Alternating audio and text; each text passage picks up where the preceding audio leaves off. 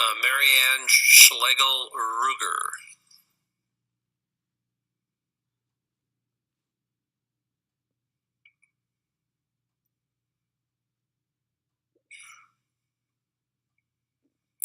Thank you for taking testimony. Thank you for holding the bill. I appreciate that very much so that we can really carefully think about what is the best thing for our children who may have disabilities, whether they may be relatively minor ones. And my daughter is one who has relatively minor disabilities. Maybe those are the children you were really thinking of with this bill.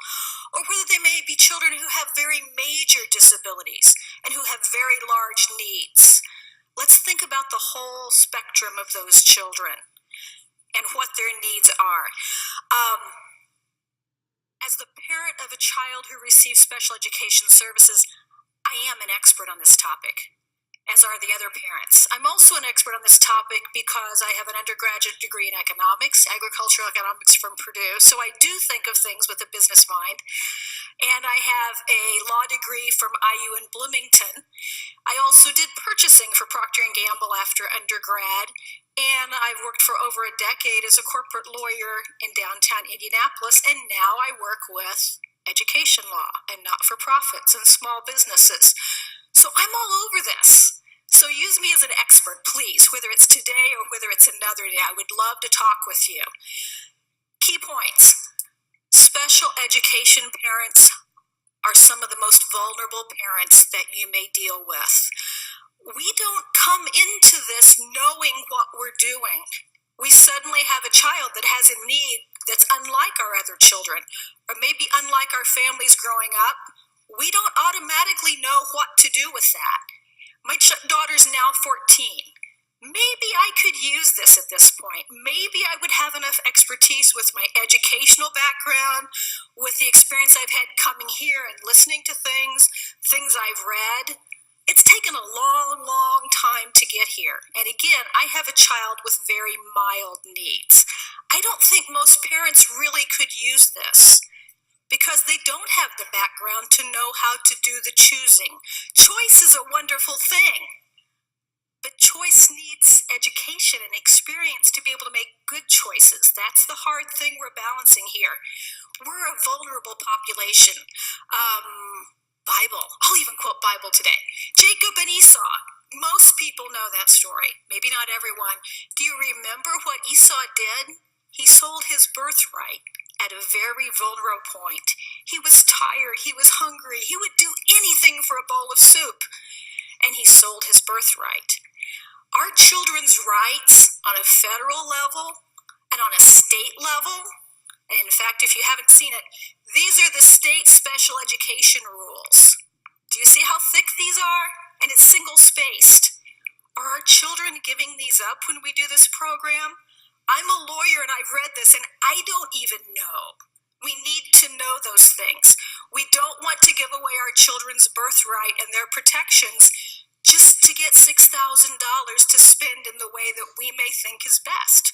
Parents know best about a lot of things. We know best about what time to send our kids to bed, what to feed them. We may not always know the best service provider for their very unique needs, which we may not even have totally diagnosed yet. So that's the big thing. Also, we are very vulnerable for being taken advantage of. Look at late night television. The ads on late night television are all intended to solve problems that are unsolvable, right? Think about what you see. It's solutions to problems that are really hard to fix, and people buy them because they really want to fix those problems. We could be the same people, and I see very few protections in this bill in terms of marketing, advertising, etc., etc. They would have to be there, and they're not right now. And can I leave you with the list of what we would love to see instead? Because there's some solutions that I see as really easy that may not make a world of difference for our children, but they will help around the margins. And you actually have the ability to do them, and some of them don't cost anything. So here they are really quickly. Number one, ease the pressure in our public school classrooms. Our kids, more than all the rest of the kids, need recess. They're getting maybe 15 minutes a day because the schedule is so pressured and so test-oriented. Give them recess. Give them 2 a day. Try to make sure they get outside. My daughter has ADHD, and it makes all the world of difference for her. It costs nothing. The 90-minute reading block. That's really hard for kids in special education. A lot of them don't have the focus. It's not productive for them. So think about changing that. Rapid school openings and closings. One closes down, we open up another when we do it again and again. Children in special education need stability. Disruption is horrible for them. They could lose an entire year's progress because it was too disruptive. Teachers that change too fast. We have teachers being approved as highly qualified to teach special education in Indiana who have come through alternate certification programs, including Teach for America, who have no training in special education, but they're considered highly qualified. Change those laws so they have to get that training before they practice on our kids, our most vulnerable kids. And if you really are dying to do something for the budget, here's what you could do. Don't do this program. For every special education family, if you want to give us an extra $100 or $500 and tell us to use it outside of school, well, we'd be happy to spend it. But don't take it away from our schools. And thank you for thinking about this carefully. Do you have any questions? Oh, that's very good. I thank you for offering solutions. That's very good.